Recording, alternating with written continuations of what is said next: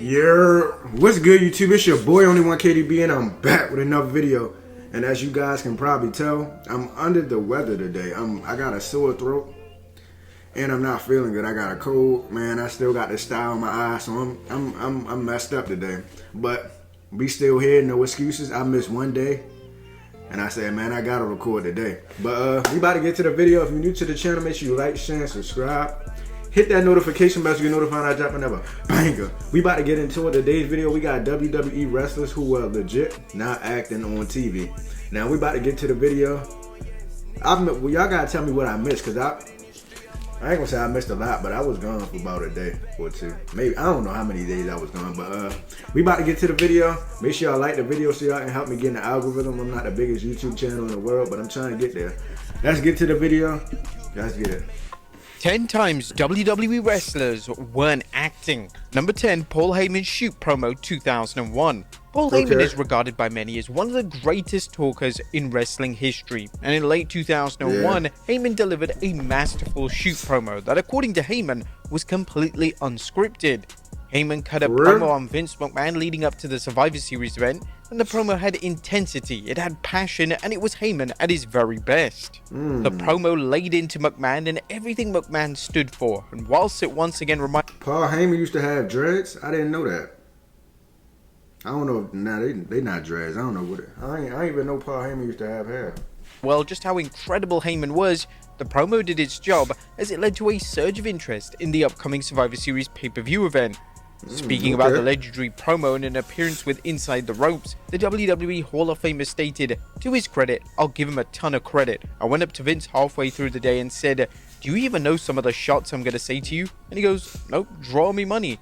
'Okay, are you going to say anything back to me?' 'Nope, just draw me money.'" Heyman continued saying, "So we're in Gorilla, and I was about to go out to cut the promo, and I looked over at Vince, who was eating a protein bar, and said, 'You sure you don't want to know any of the shit I'm gonna say here? Some of this shit is really heavy. Will it draw me money? It'll get a lot of attention, Vince, that I promise you. It's the go-home show, god damn it, bring it. Yes sir, Captain, on my way.'" Number 9, a precursor to the Attitude Era. In late 1995, WWE was still very much struggling as a promotion. They had yet to find their groove despite having names such as Bret Hart, The Undertaker, and Shawn Michaels on their roster. In an often forgotten promo following the 1995 Survivor Series event, Diesel cut arguably the greatest promo of his career, and although the WWE product wasn't ready for this type of promo, it was a precursor to the themes of the Attitude Era. Diesel had just lost the WWE title to Bret Hart, and Diesel appeared in street clothes on Raw and delivered a shoot promo that allowed Diesel to incorporate his real-life feelings into his words. Diesel would discuss how the WWE title loss impacted him, and he would discuss how he was a corporate puppet created by Vince McMahon. This was one of the first times that McMahon, being the owner of the company, was directly mentioned on TV. It was superb work from Diesel, and it's without question one of the more underrated shoot promos that a WWE talent has ever delivered. Number 8, Hulk Hogan is legitimately seething. In the summer of 2014, WWE aired a segment which saw Brock Lesnar gatecrash Hulk Hogan's birthday celebration. In typical Lesnar fashion, Lesnar decided... But can I tell y'all something? Like, when I was little, I used to always try to rip my shirt off like Hulk Hogan. I could never do it. I don't know how he used to do that shit, man. I could never rip my shirt off like him. I used to always try that shit. It would never work, bro. To go off script and inform Hogan that the party was over, and Lesnar would refer to Hogan as Grandpa. On TV, Hogan looked legitimately seething, and this was far too convincing to be an example of Hogan acting, and this was confirmed when it was reported that Hogan was legitimately angry that Lesnar had called him Grandpa. This report then received a mainstream coverage, and this is what Hogan had to say regarding the matter during an interview with TMZ. "All I gotta say is, Brock, I haven't done anything to get in your way, but if you keep throwing my name around, I'm gonna get in your way. You can't say that stuff like you said, Brock, in front of my wife and kids. It's not cool, brother. I know this is all entertainment, and we're supposed to have fun with it, but when he starts throwing my name around with my wife and kids, it's crossing the line." This was another example of Hogan massive... Brock Lesnar, what y'all expect, bro? Brock Lesnar always crossed the line. Overreacting, and whilst Lesnar going off script was indeed a questionable move, the line in question received a great reaction and made the segment even more memorable. Number 7, the Macho Man is in real pain. One of the most memorable segments of the 90s saw Jake Roberts set his dastardly snake on Macho Man Randy That's a real Savage. snake? Whilst this was a scripted segment, the snake causing Savage immense pain certainly wasn't, and when Savage is seen in utter anguish on screen, that isn't a case of Savage selling. When Roberts attempted to get... I ain't gonna lie, somebody would have had to give me a raise to get bit by a real snake. You would have had me bent. Y'all would have had to raise my pay. At least 100K more. For me to get bit by yo, that is crazy.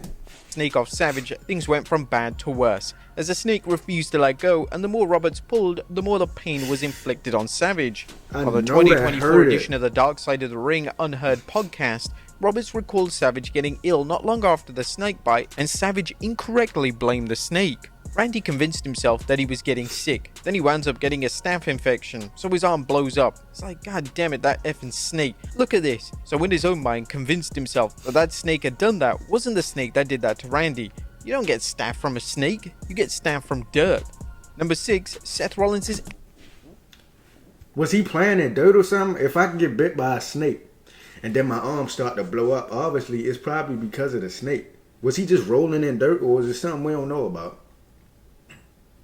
Because if you got a snake in your hand, you get bit by one, it's more than likely for dirt to be on a snake than just dirt just getting on your arm. Like, it gotta be from the snake. He wasn't rolling around in dirt before the show or after the show. Not that I know of. He got bit by the snake and his arm blew up. So where else did it come from? He was just playing in dirt like a kid? I doubt it. Man, that was that snake, man. Don't let them fool you, macho man. That was that goddamn snake. I know that shit hurt him, bro. He had to be in so much pain. At WrestleMania 40, it was revealed in the middle of April 2024 that the former world champion Seth Rollins had undergone surgery on a torn meniscus. Upon rewatching WrestleMania 40, it is top-tier performances based on one leg. Upon rewatching WrestleMania 40, it is indeed apparent that Rollins is hurt. For instance, Rollins takes the bump for his curb stomp complete. I ain't gonna lie, Rollins, he a soldier, bro. On one leg is crazy. I ain't gonna lie, I probably would have did the same thing. You gotta go out there and sacrifice for the business, man. You gotta go out there. But I know that shit hurt it. I ain't supposed to feel good, so. Differently, and when he made a cameo during Night 2's main event, Rollins could barely walk. This unfortunately wasn't a case of selling. Number 5, Bret Hart's shoot promo. Whilst Bret Hart has always been praised for his ability inside the squared circle, when the time came for Hart to deliver a shoot-style promo that incorporated his real emotions, Hart was able to deliver some of the best work of his entire WWE tenure.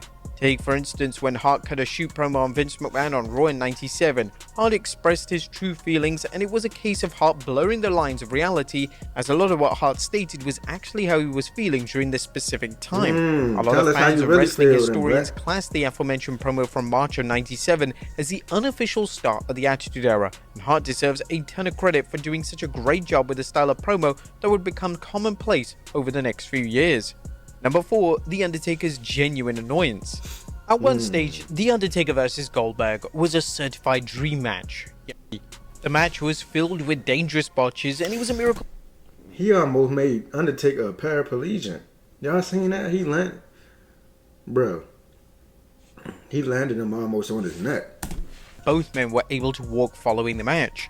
After the dead man called an audible to end the match early following a chokeslam, the dead man broke character as he looked disgusted and ashamed of the match. It was presented as if The Undertaker was exhausted after battling Goldberg, but that clearly wasn't the case. The Undertaker would then distance himself from the match, with the legendary wrestler even stated that the match was really close to being catastrophic. Number 3, Joey Styles. Yeah, bro, he almost landed on his neck. That could have on been WWE. Crazy. Upon leaving Raw in favor of the revamped ECW brand, Joey Styles was given permission to deliver a shoot promo on Raw. This promo would see Styles express his inner feelings towards WWE and their wrestling product. Styles would take aim at WWE and in particular call out their hypocrisy with lines such as, "Because I'm not a sports entertainment storyteller, I get pulled from WrestleMania, and the reason I'm given is because I don't sound like Jim Ross, who's the guy they fired in the first place." That makes sense, right? This was one of the most memorable, and whilst it was scripted, it did bring some issues to the surface regarding WWE and the way they run their company. Number 2, it did bring some issues to one of the most memorable shoot promos of the Ruthless Aggression era, and whilst it was scripted, it did bring some issues to the surface regarding WWE and the way they run their company. Number 2, The Miz snaps on Talking Smack. Talking Smack was a show that allowed WWE talent to push the boundaries of what was allowed on a PG product. Some talents were given loose guidelines for their promo material, and this was a stark contrast to the typical micromanaged promo style that WWE wrestlers were used to. The most infamous episode of the show saw The Miz absolutely snap on Daniel Bryan with a shoot-style promo. Okay, let's The hear Miz it. was legitimately angry that he wasn't being presented on the show as IC champion, and real-life animosity towards Bryan took a hold of The Miz, as he delivered the most iconic promo of his entire career. It was perfection, as it helped further The Miz's character, it helped the status of the Intercontinental title, and it made Talking Smack seem like a must-see show. And number one, really that Paul angry. Heyman goes the extra mile. To build towards the 2018 SummerSlam event, WWE booked a storyline that saw Brock Lesnar seemingly turn on his real-life friend Paul Heyman. In order to make this seem legitimate, Heyman decided to legitimately stay up without any sleep the night before an interview with Renee Young, so it looked like he was in turmoil, and the issues with Lesnar were impacting his life to such an extremity. When fans got to see Heyman's aforementioned interview, it was apparent that his eyes were bloodshot red, and fans assumed that this was some type of makeup or contact lenses, yet it was legitimate, and Heyman was just showing his total dedication to his character and the storyline. There you have it, folks. 10 times Shout out to Paul WWE Heyman, wrestlers man. weren't act. But yeah, man, if y'all enjoyed that reaction video, make sure y'all like, share, and subscribe. Hit that notification bell so you're notified when I drop another banger. My bad for the low energy. I told y'all, like, I'm feeling under the weather. I got a sore throat and I got a cold, and my body hurting. But we about to get out of here. Make sure y'all like, share, and subscribe. And I'm out of here. Make sure y'all like the video because it helped me get in the algorithm. And hit that notification bell while y'all at it. I'm out of here. I appreciate y'all boys, man. And I'm gone, bro.